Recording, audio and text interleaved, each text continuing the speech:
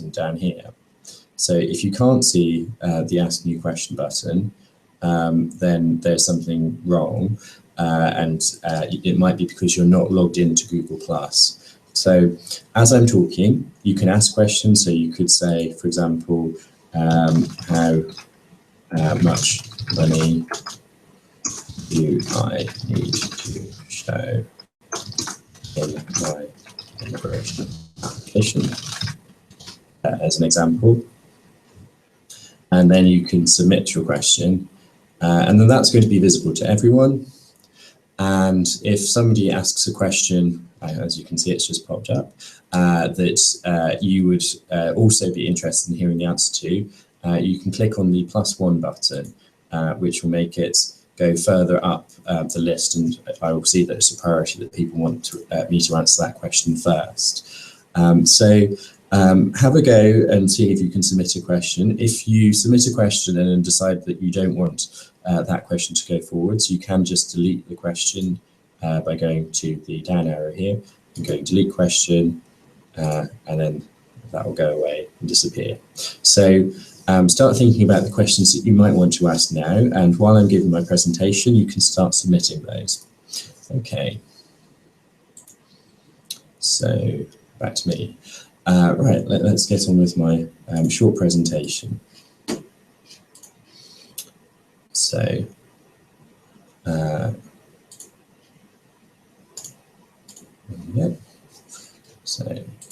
okay, so I'm currently speaking. You should be able to hear me.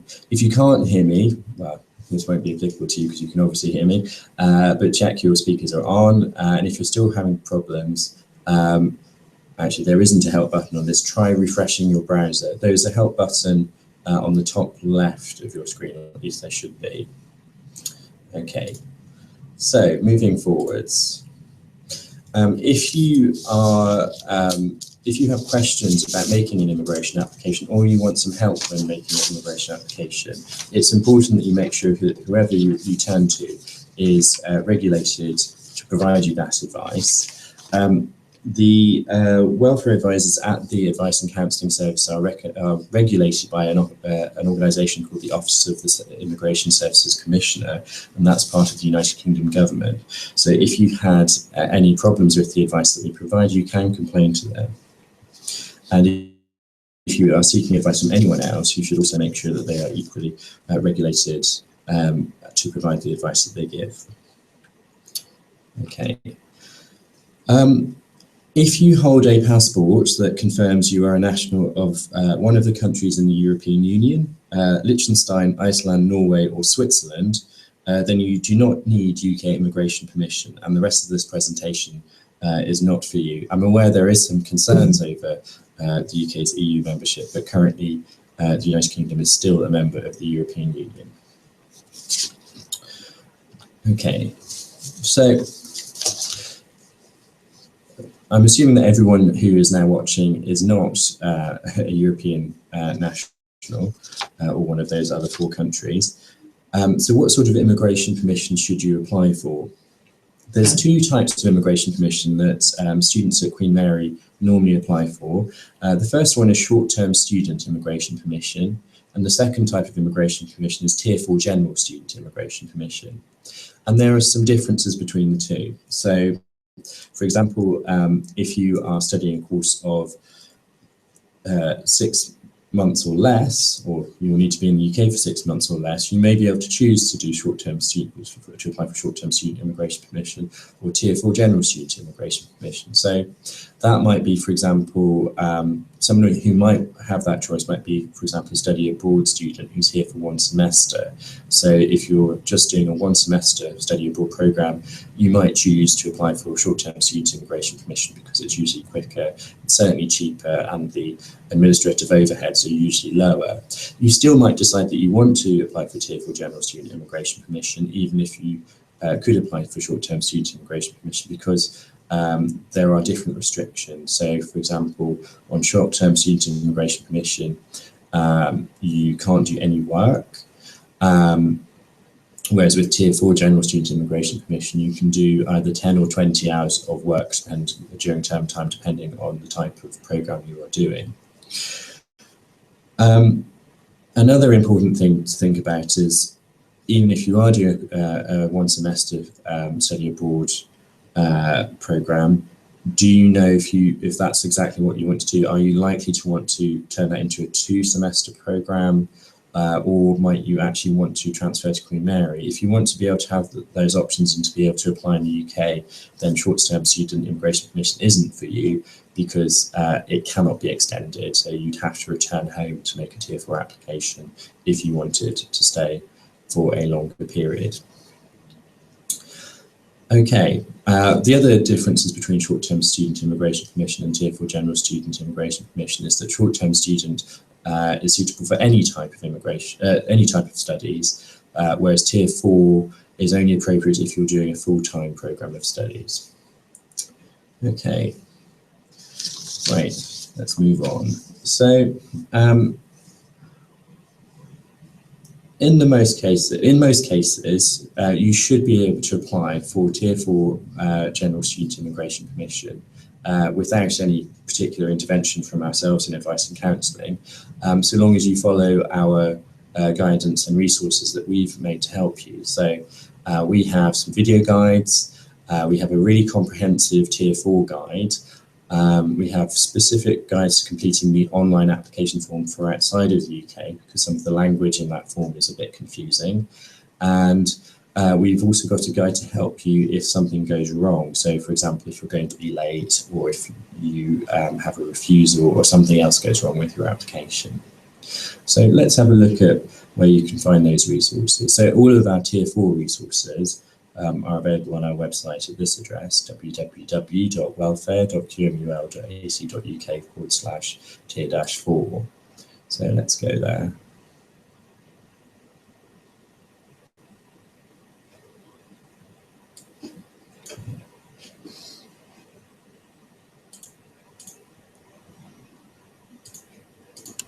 So this is our comprehensive guidance for Tier 4 immigration permission. Oh, just to note, if you are applying for short-term student immigration permission, there's information in one of our other guides, which is from our main immigration page, called What Immigration Permission Do I Need to Study at Queen Mary? And this has all of the information for applying for short-term student immigration permission.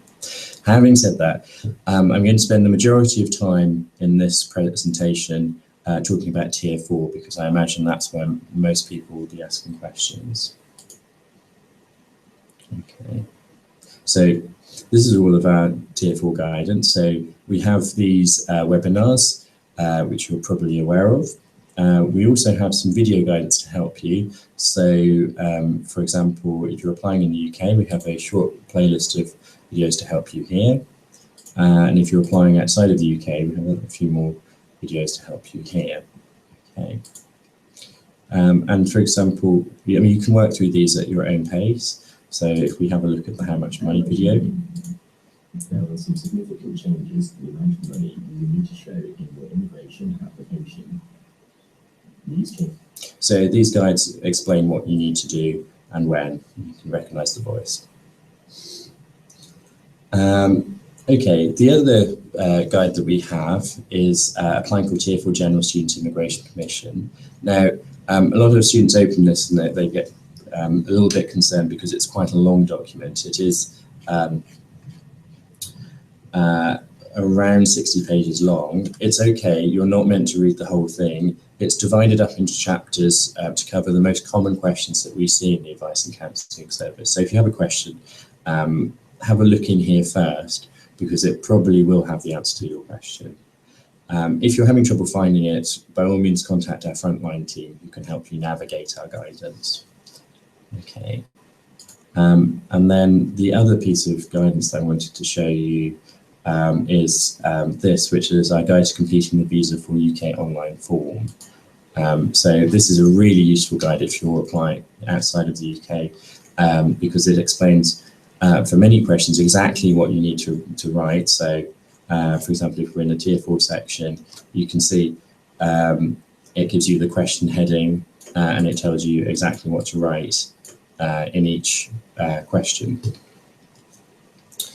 Okay, let's move back to my presentation.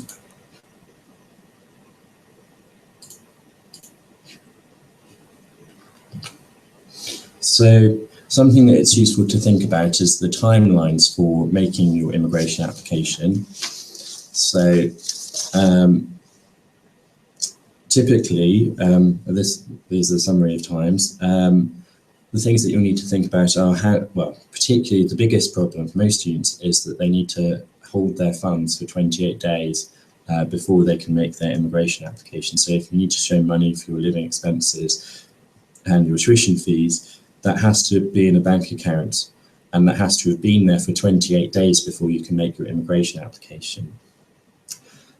If you are doing certain subjects in science, technology, engineering or maths that lead to a postgraduate qualification, you may need something called an academic technology approval scheme certificate, and that is currently taking around about 6 weeks for one of those to be, an application to be considered and issued.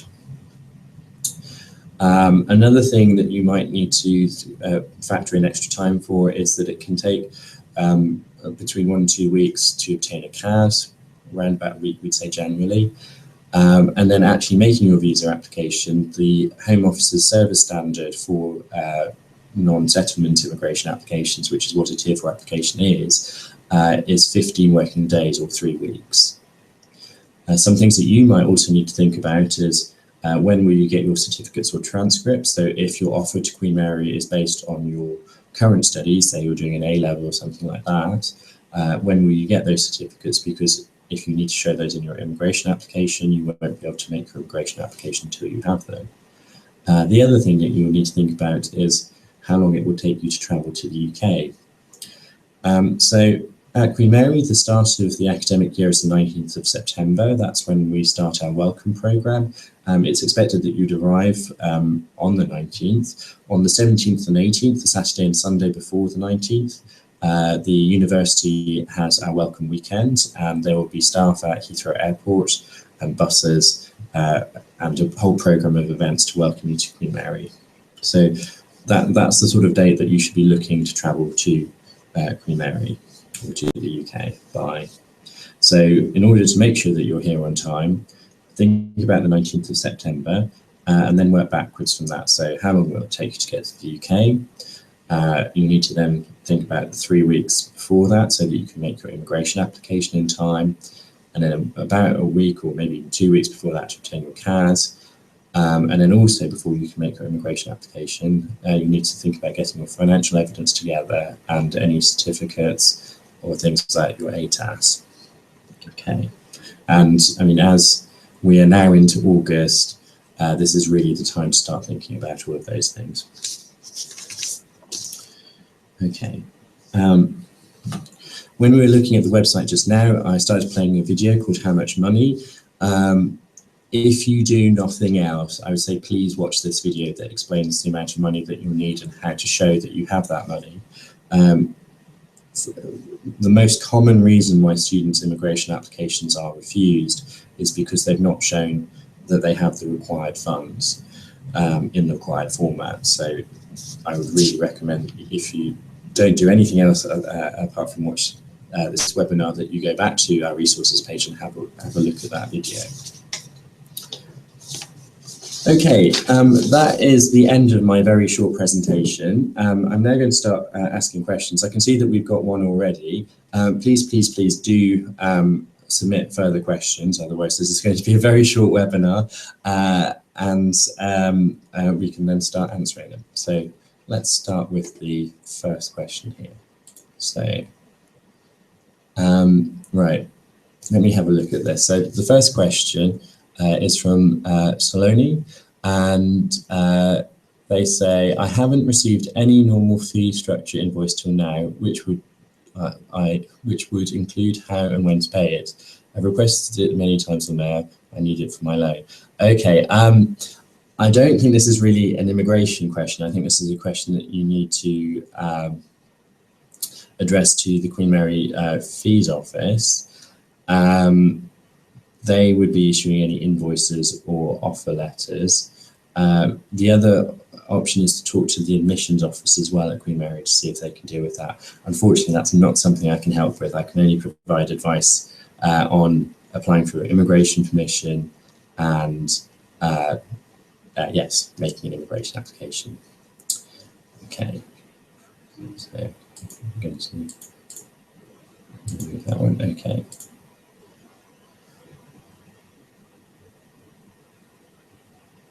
Okay, so the next question is from Agil, and he or she says, is the service at www.visasforuk.fco.gov.uk working? I'm trying to register a new account or reset password for previous accounts, but the service does not work, and the help is not helpful. So let's have a look. So,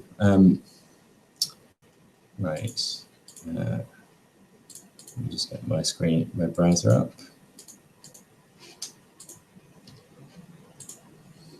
So this is the Visa for UK portal. So the normal way to register an account is to give your names, date of birth, all of that information, and your contact email address and address details. I've already created an account, so let's see if my account works. So that's my account. Yeah, so my account does seem to be working. Okay.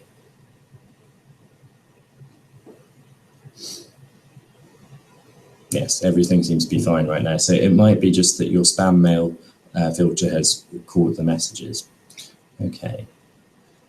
Right, let's have a look at the next question. So I've got Anna here who says, to apply for the visa, I need to present the documents used for the CAS. Which are those documents? So when you're applying for your when you've been issued your CAS, you should get a statement from Queen Mary that you can access from your applicant portal on MySIS.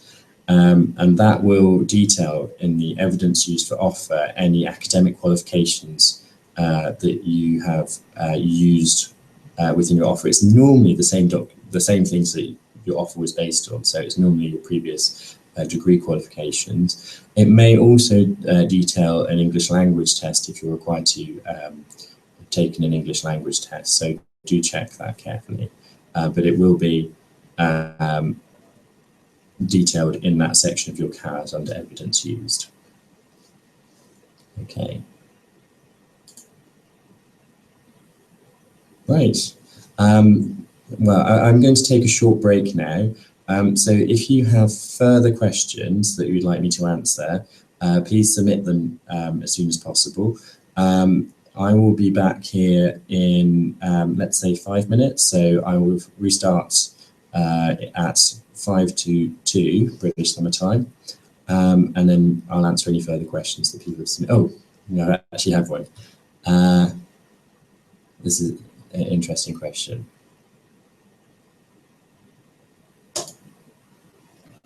So Anna has got back and said, do I need the original acceptance letter?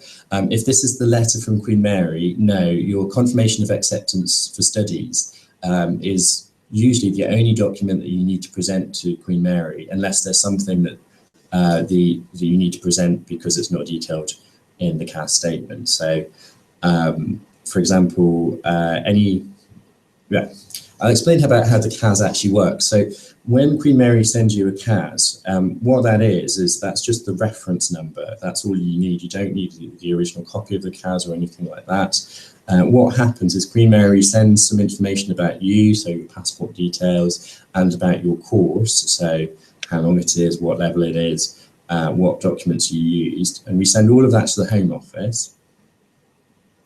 And then the Home Office then give us a reference number for that information, and then you give that reference number on your application form, and the entry clearance officer or the caseworker who's deciding your application uses that reference number to look up the information that we've already sent to the Home Office. So actually, in most cases, you won't need to provide anything else from Queen Mary when you're applying, but you will need to submit any certificates that are listed in your CAS statement and your financial evidence. So that's usually how those work. Sometimes if there's information that you haven't got on your CAS. So if you've had, for example, some sort of bursary, or if you paid money to Queen Mary and that's not listed on your CAS, then you might have to show an additional document in those cases. Having said that, if you have paid money to Queen Mary, the better way of showing that you've done that is asking the admissions team to update your CAS, because then all of the information will be on your CAS, and that's the document that the Home Office trusts most. Okay. But yes, you shouldn't need the original acceptance letter from Queen Mary, because all of that information should be detailed in your CAS. Okay. So Saloni has asked another question. She says, what are the documents needed at the time of enrolment at the university before classes start? So when you're enrolling at Queen Mary, you'll need to show your passports. If you've applied for your immigration permission outside the UK, then you need to show your immigration permission. And you'll need to show the certificates that you used to gain your place at Queen Mary as well. So you'll need to show all of those documents, and that should allow you to enrol. If you apply for your immigration permission in the UK, you need to show that you've applied. It's a little bit complicated because in the UK, you apply online and you can send your documents within the next 3 weeks. Because of that, what you'll need to do is apply online, print out the cover sheet to show that you've applied for your QM immigration permission online, and then register with that and your other documents. If you send all your documents to the Home Office before you enrol, you won't actually be able to enrol because you won't be able to show those documents, and that could be quite problematic. I hope that makes sense. If it doesn't, ask another question. Okay. Right. Okay, so this is the question, how much money do I need to show in the account for immigration? So all students will need to show normally £1,265 per month for the first 9 months of their course for their living expenses. So that would be £11,385. plus the tuition fees for the first year of your course, unless you paid that to Queen Mary. So if you, for example, if you paid a £2,000 deposit, you don't need to show that in your own bank account, but you do need to show you've got the remaining tuition fees in your bank account, plus the £11,385 for your living expenses. The only other thing that you can deduct is accommodation at Queen Mary, and you can only deduct £1,265 for your accommodation in Queen Mary. So I recommend that you don't pay more than that before you've made your immigration application, because otherwise that won't help in your immigration application. You end up having to show that money twice. You need to show that that money has been in a bank account in either your name or your parents' names for 28 days prior to the date that you make your immigration application. The last date on that statement must be within 31 days of the date that you make your application. So that's quite a long window. But if you are using money held by your parents, you need to show a letter from them confirming that they give consent for that. You'll also have to provide a document, usually a birth certificate, to prove that they are your parents as well. So that's what you need to show. I hope that's clear. If not, as I said in the introduction, we've got a really good video on our website, so I'll just explain how to find that.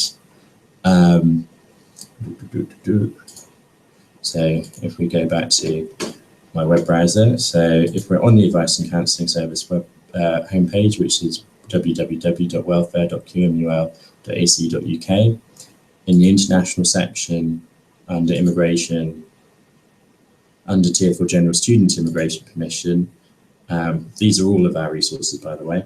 You can see these two playlists, and there's information if you're applying in the UK or applying outside of the UK.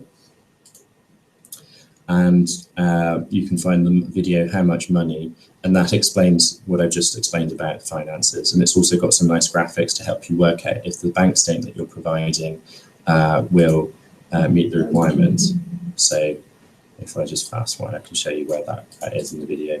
So as you can see, there's a rather snazzy diagram of a bank statement, and the video goes through and explains which bits you need to have and what they need to show. Okay, but I'll leave you to do that in your own time. Okay.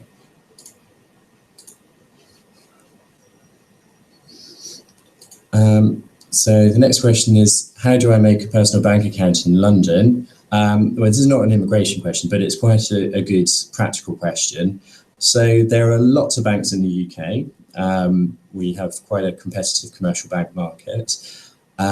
If you're trying to open a bank account, you usually need to show your passport, your immigration permission, and something that confirms your address. So that would normally be a letter from our academic registry. It could possibly be somewhere, something from your accommodation provider. So if you're staying in a halls of residence, whether that's one that's owned by Queen Mary or one that's run by somebody else, that's a document that they would normally need to show as well. So it's definitely worth sort of looking into that in advance. Also, a lot of the banks in the UK have partners, banks all around the world, or even sometimes branches all around the world. So if you currently bank with, say, HSBC and you live in China, we have HSBC in the UK, it's quite a big bank here. Your home branch may be able to open a bank account for you in the UK before you even travel to the UK, so that it'll be ready, your cards will be ready and everything will be ready to go before you actually arrive in the UK. So it's worth having a talk with the banks in your country or the bank that you currently use to see if they can facilitate a bank account in the UK for you, because that might be easier to do, and they might be able to give you special rates as well for transferring money, but it's something that's a good idea to research before you even travel to the UK. Okay. Questions coming in thick and fast now. Okay. So this question is from Anna. She says, do I need all the documents, especially ATAS, to apply for the visa, or can I do it before having all the documents? So you will normally need to have all of the documents before you can make your immigration application. So if you do need to apply for ATAS, then you really need to do that as soon as possible, because, as I said, it normally takes around about 6 weeks for an ATAS application to be decided. You can't submit your immigration application until you have that document. And as for all of the other documents, yes, you will need anything else, such as your academic qualifications, then you'll also need your financial evidence as well before you can submit your application. If you submit it before you have those documents, your application is likely to be refused. Okay.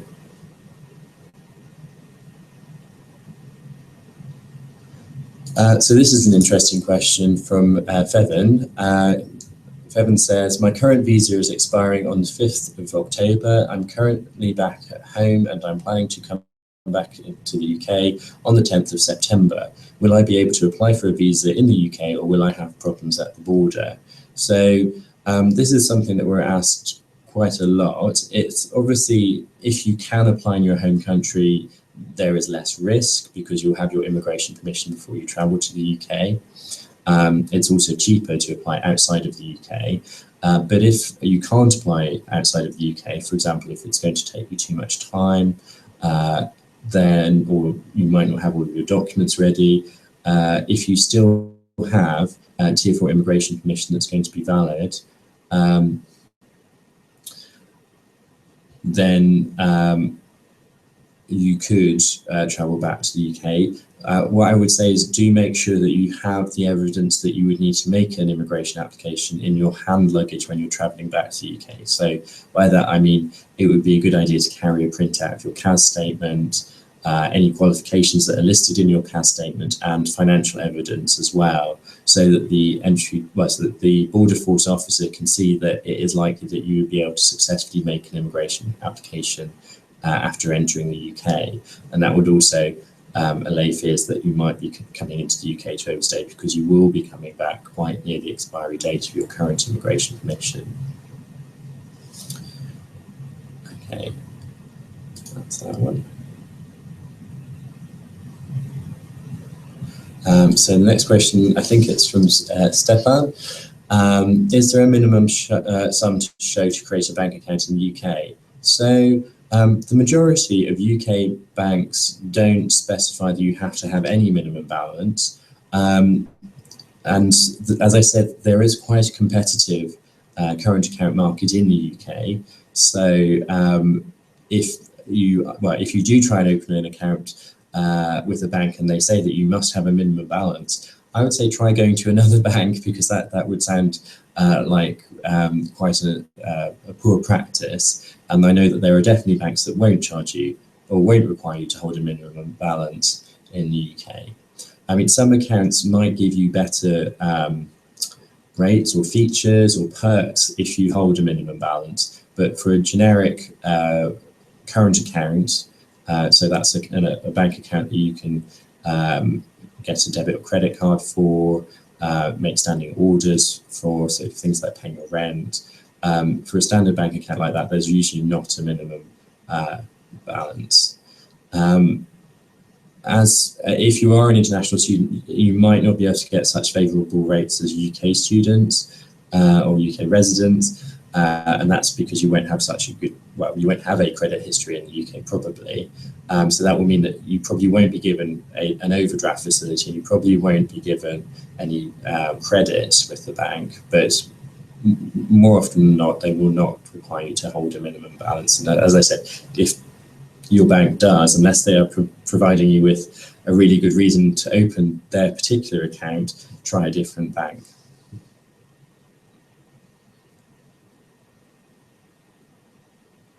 Okay.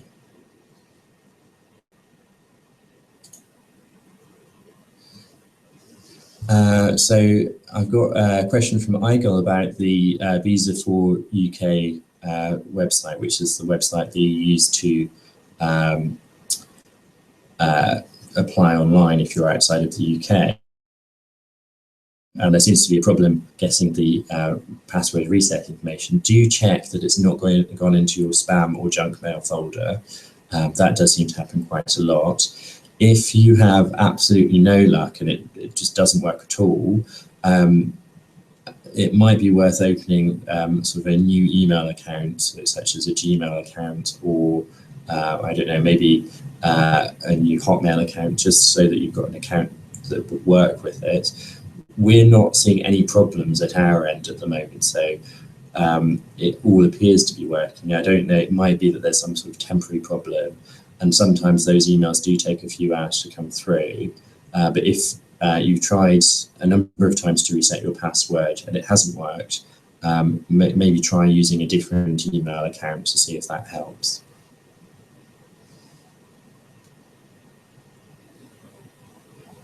Okay. So Anna has asked a question, can you explain how the process to apply for the visa? I apply and submit all my information, and do I schedule an interview at that moment? So it depends where you're applying. So if you're applying outside, in a particular country, the processes are different. The best place to go to work out what will happen in your country is the UK government website, and I'll show you exactly where to find information. So go to www.gov.uk, look for Visa Application Centre. So let's have a look for Find Your Visa Application Centre, and this has got all of the visa applications around the world. So if we look at two different ones, so let's say we look at the United States of America. So their process is that you apply online, you pay your fee, go to your appointment, and then you post your application. That might be different to another country. So say you were in, let's go for China. You see that it's handled differently. In China, it's handled by VSFS Global, who are a private partner for the Home Office. So it does depend where you're applying. So I mean, they have more information on their website. That's taking really a while to load. But have a look on that website for the process that applies to you. Generally, what will happen is, yes, you'll submit your application online. You'll make some sort of appointment, or you'll pay the fee online normally. You'll make some sort of appointment to go and provide your biometric information. Often at the same time, they'll do what's called a credibility interview. So they will ask you about your studies at Queen Mary. You shouldn't have any problems answering those questions in the credibility interview. It's just a general set of questions about why you've chosen your course, what particular has made you choose Queen Mary over anywhere else, what's made you choose the UK over anywhere else, and sort of basic arrangements for your living in the UK. So if you've researched your studies at Queen Mary properly, and I'm sure you will have no problems with the interview. And then you'll submit your documents. But as I said, the order in which you do all of that and how that works will depend on the country that you're applying. So do check that website. Okay. So let's see, the next question I have is from Ning. And they say, still confused about ATAS. Do I need this for visa application? Well, this depends what you're studying. So if you are studying a postgraduate course, graduate qualification, so that's an MSc, or even something like an MM, which would lead to a postgraduate qualification, and that's in science, technology, engineering, or maths, there is a possibility you need this certificate before you can make your visa application.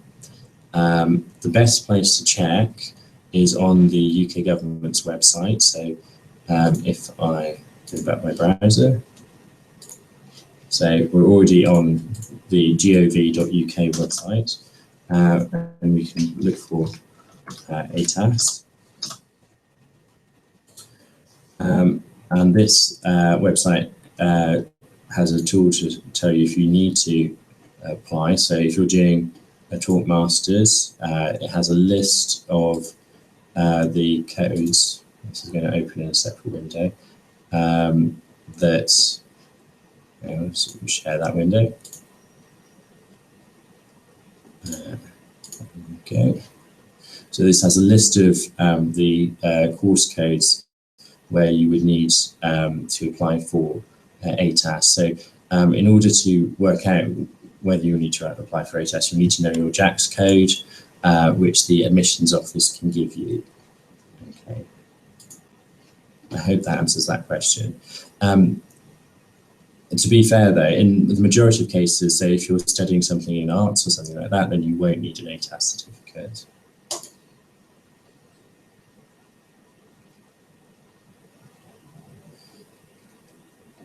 Okay, so another question from Stepan.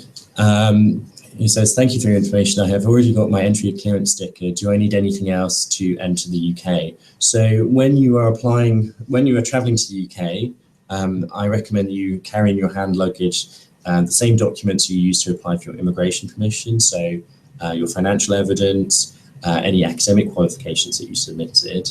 Also, you should have a letter with your entry clearance sticker, which explains where you're going to pick up your biometric residence permit and the conditions attached to that.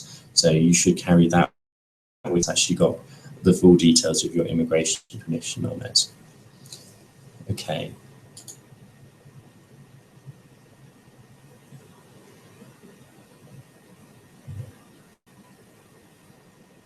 Okay, the next question is from Fevan, and he's asking about when, we need to apply for a visa within 28 days before the expiry date of the visa. If I come back on the 10th of September and my course starts on the 16th of September and my visa expires on the 5th of October, do I meet the requirements to apply in the UK? So, actually, yes, you do. The problem that I think you're alluding to is the problem where your current immigration permission expires more than 28 days before your course starts. But in this case, your immigration permission actually expires after your course starts, so there's no problem there. that's not going to be an issue. If you're interested in this topic, there's a discussion about this on our blog, which you can get through our Twitter feed. That might be something to look at later. Okay. So, right, I am going to take a quick break now because I've been talking for quite some time. What I will do is come back at 2:20 and answer further questions. Put the notes up. Thank you for your engagement so far. I'll come back in about 12-15 minutes. Okay.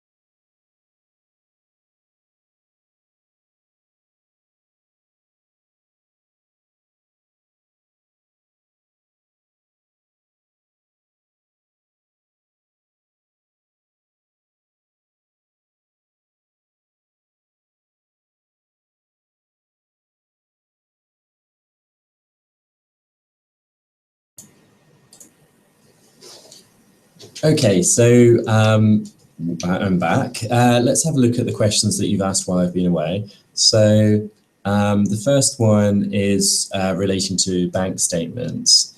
Saloni is asking, the amount we would need to show in the accounts for immigration should be not more than 28 days old, or the funds should have been transferred to the account 28 days before applying. So the bank statement that you show must cover the last 28 days of that statement. Need to show that you've held the required funds. So you'd have had to deposit them at least 28 days before you can apply, and the last day on your statement must not be more than 31 days. So the bank statement itself must be not more than 31 days or a month old when you apply, and from the closing balance, counting backwards 28 days, those 28 days must show that you've held the required funds. So yes, you'd have to transfer the funds to that account at least 28 days before applying, although maybe more. I don't know how long it would take you to get a bank account statement from your bank. Okay, and if when you are checking your bank statements, do you remember to watch our How Much Money video that I mentioned earlier, that you can get on our main website, because that will help you check that your bank statement has all of the required features. So that goes through the things that you need to show on it, such as your bank account number, the bank's name and logo, and things like that. So if you have your bank statement and you use that video to check that it has those features, then you can be sure yourself that your application is going to be successful on the basis of your funds. Okay. Okay, we have a question from Umar, who says, I'm a Pakistani national but resident in Italy with a valid permit to stay. I have been accepted as a PhD at QMUL. My inquiry is regarding the payment for IHS, or the Immigration Health Service charge, for the visa application. Since I have Italian health insurance, am I still supposed to pay the immigration health surcharge? Unfortunately, yes. If you are not, if you're coming under the UK immigration rules, so under Tier 4, then unfortunately you will have to pay for the immigration health surcharge, because when you will be in the UK, you'll be able to use the National Health Service. Okay, yes, right. I'm aware that you might already have cover for Italy, but that is not transferable to the UK in this case. Okay. So here's a question from Fevan, who says, can I enroll at the university if I don't have my original documents, as I will be submitting them for my visa? No, if your documents are at the Home Office, you won't be able to enroll. So please, before you send them to the Home Office, either enroll, that's the easiest thing to do, because you'll be able to do that once you've submitted your online application, because you have 3 weeks until you actually have to send your documents to the Home Office, and usually in those 3 weeks you should be able to enroll. Or if you need to send your documents to the Home Office because your window for submitting those documents is going to run out, before you do that, take them to the Student Inquiry Centre in the Queen's Building at Queen Mary and have them take copies and put them on your record so that you can enroll. If your as I said, if your documents are at the Home Office, you won't be able to enroll, and that might mean that you can't start your studies at Queen Mary. So if you're applying in the UK, do make sure that you either enroll or take your documents to the Student Inquiry Centre before posting them to the Home Office. I can't stress how important that is, because we do get quite a few students who get caught by that every year, and they can't enroll fully. And sometimes that means they can't continue with their studies if the Home Office take a long time to decide their application. Okay, good question though. Here's another question from Anna, who says, can I apply for the visa inside the UK, or do I need to do it in the place where I'm living? You can apply in the UK in some limited circumstances. So if you have Tier 4 or Tier 2 immigration permission, that will either be valid when your course starts, or that will expire not more than 28 days before your course starts, then you can apply for Tier 4, usually in the UK. There are some caveats to that as well around progression. And if there are problems with that, your CAS statement will say under progression that it can only be used for entry clearance. But if you don't have either Tier 4 or Tier 2 immigration permission, in most cases, you will not be able to apply in the UK, and you'll have to apply wherever it is that you normally live when you're not in the UK. Okay, I hope that answers that. In the beginning of our comprehensive Tier 4 guide, there is a whole section that explains in detail all of the exemptions around this. So, for example, there are special exemptions if you're the child of a diplomat or something like that. So do check in our guidance to see if there are any of the exemptions that cover you. But for the vast majority of students, unless you have those Tier 2 or Tier 4 immigration permission, you won't be able to make an immigration application in the UK. Okay. Okay. Further question from Uma. The difference between Tier 4 General Student Visa and Tier 4 General Sponsored Student Visa. I won a Queen Mary Principal's Research Studentship in the School of Electronics Engineering and Computer Sciences at QMUL. So Uma's saying, what do I put here? So I think for this question, the best thing to look at is our Tier 4 guidance. So let's get my web browser back up. So we go to qmul.ac.uk/tier-4. So that would take it to our Tier 4 guidance. And then if we have a look at our guides to completing the Visa for UK online form, let me just make that a bit bigger, here in the outside the UK section, this explains, let me find the place. Yeah, so under visa types, so this says most students select Tier 4 General Student. There are two other possible options, Tier 4 General Sponsored Student, if all of your tuition fees and living costs are going to be funded by an official financial sponsor. So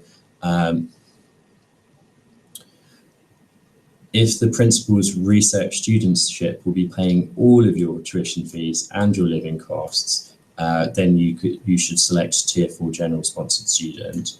If it's only a partial scholarship, so if you're still paying some of your living costs, or if somebody else is paying some of your living costs or tuition fees, then you would select Tier 4 General Student as normal. Okay. All right.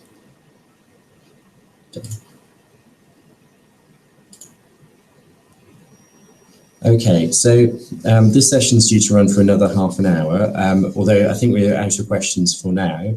What I'm going to do then is take another short break. So if you have any further questions that you'd like answering, or if there's something that you're not clear about, or you want me to clarify one of my earlier answers, please do use the Ask a Question button to ask further questions. I'm going to return at 35 past to answer those questions. Okay.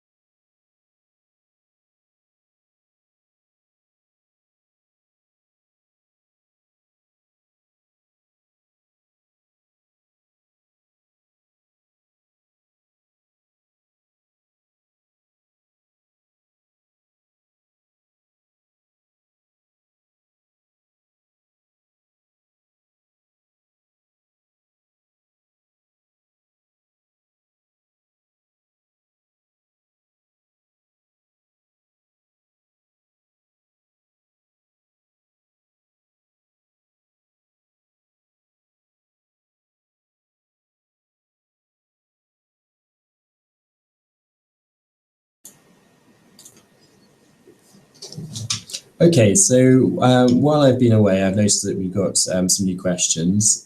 So let's start looking at those. So the first question is,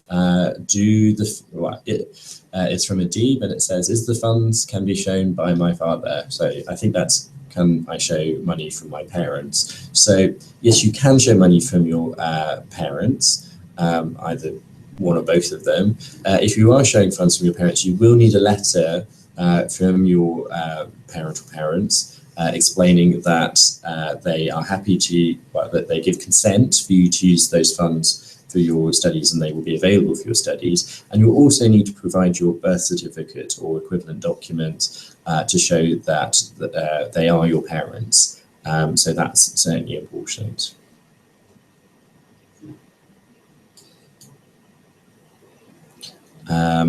The next question from Adib is, how much funds does it require for Tier 4? So how much money do you need to show? So as I mentioned earlier, we've got some really helpful guidance on our website about this. So I'm just going to share my web browser again. So let's have a look at that. So if we go to the welfare website, which is our website, so that's www.welfare.qmul.ac.uk/tier-4.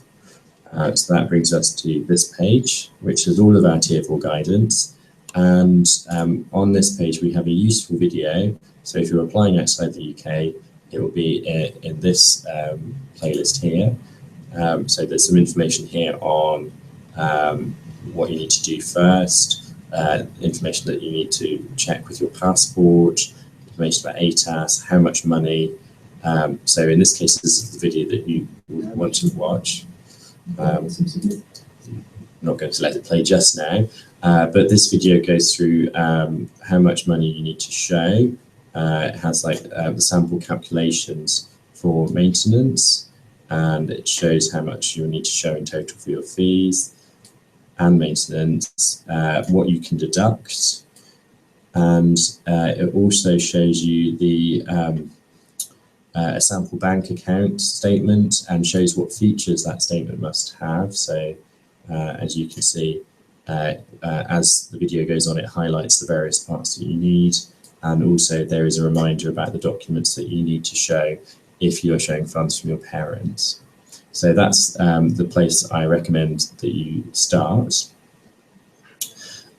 Just to give a quick summary of the amount of money that you'll need to show. So a typical student studying for 9 months, you'll need to show £1,265 for each of the first 9 months of your studies. So that would be £11,385. You'll also need to show that you have the tuition fees for the first year of your course, or that you have paid the tuition fees for your first year of your course. So, for example, if you've already paid a £2,000 deposit for your studies at Queen Mary, you don't have to show that bit of the money in your account, but you do have to show the remaining tuition fees in your bank account. The other thing that you'll need to do is make sure that the funds that you're showing have been maintained for 28 days before you make your immigration application. And that's the most common, one of the most common reasons why students have immigration refusals, is because the money that they are showing hasn't been in an appropriate account for the required 28-day period before making the immigration application. So I would say watch that video really carefully. Make sure that the bank statement that you are submitting absolutely meets all of those requirements. So check as the video goes through each of the features that it must have, that the bank statement that you're presenting has all of those features. Okay, I hope that answers that question. This is another question from Adib, who says, how much time will it take to get the visa after applying for Tier 4? So if you are applying outside of the UK, the service standard for applications is 15 working days or 3 weeks. Depending on where you are applying, there may be different services available, so you may be able to pay some more money to have your application processed more quickly. So the way to find out about how that will work is if we go back to my web browser and we go to the UK government website, which is www.gov.uk, and let's search for Visa Application Centre. So if we go to find a Visa Application Centre, we can see that the government has a list of all of the countries where you can apply, and it will link to further information about how you apply in your country. So let's, for example, let's look at the United States of America. This page explains how you can apply, and it also explains that there is, for people in the United States, priority visa service, where people can pay more money to have an application decided more quickly. And in the US, there's even a super priority and premium visa service. So in some cases, you can have an application decided within 24 hours, but that does cost more money. To see what services are available in the country where you're applying, have a look on the GOV website on the relevant link for your country. Okay. Right. Okay. So Adib's final question is there any letter or confirmation letter that's required that my father is funding for my studies? So as I said, if you are applying for Tier 4 immigration permission using funds held by your father or either of your parents, you will need a letter from your parent or both of your parents if it's a joint account, confirming that they're happy for your for you to use their funds for your education, that they will be available for your education, and you'll need to provide your birth certificate as well. All right. Okay, so I think that's everyone's questions answered for now. We are coming up to our time. If there are no further questions, I'm going to end the talk here. If you do have more questions, we will be running another session of advice next week on Thursday, although it will be a little bit different to the session that we provided today, because it is using, or we plan to be using, a different platform, because we are aware that not everyone has access to Google Hangouts. So I'll just show you where you will be able to find the details of that session. Well, I can see we've got another question. I will answer that before we finish. So, but first of all, I'll just explain about next week's session. So if you have a question that you couldn't ask today, or you have another question that you think of between now and next Thursday, we'll put the details for booking the session up shortly, probably at the beginning of next week. Okay, all right, so let's go back to your question. So,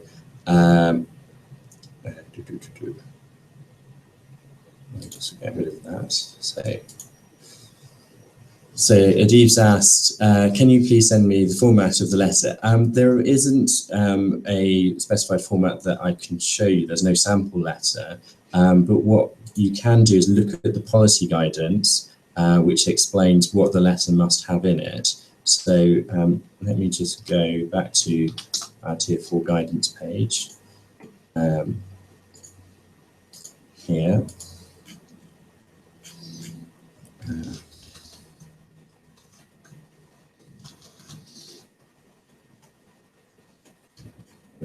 Appropriate link.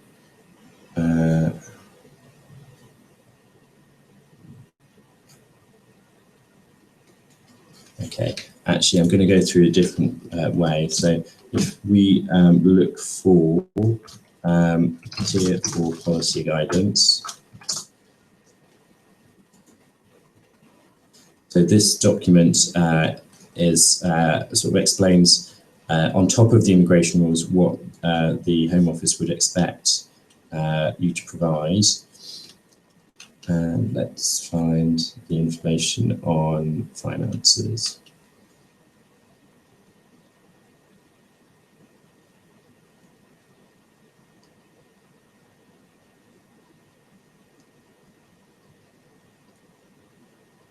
So here you go. This is the section you need, which is page 50 of this piece of guidance.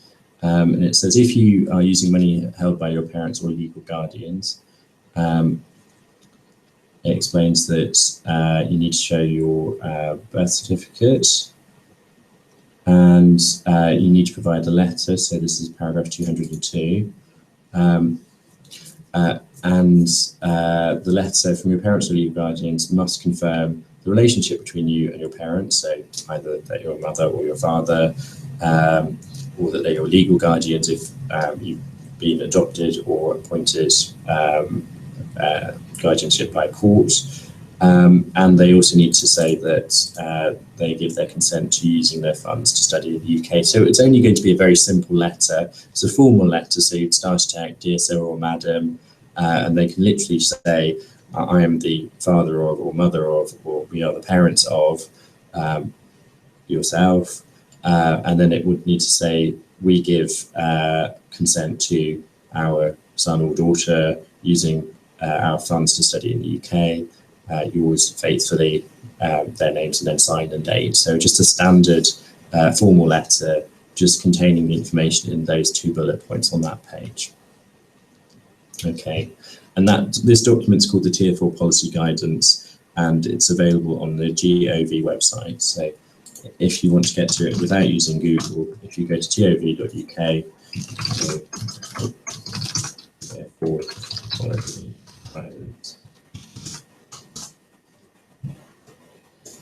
and that's there. And the information that you're looking for is on page 50, which is quite some way down.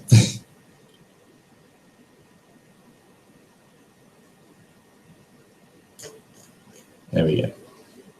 Okay.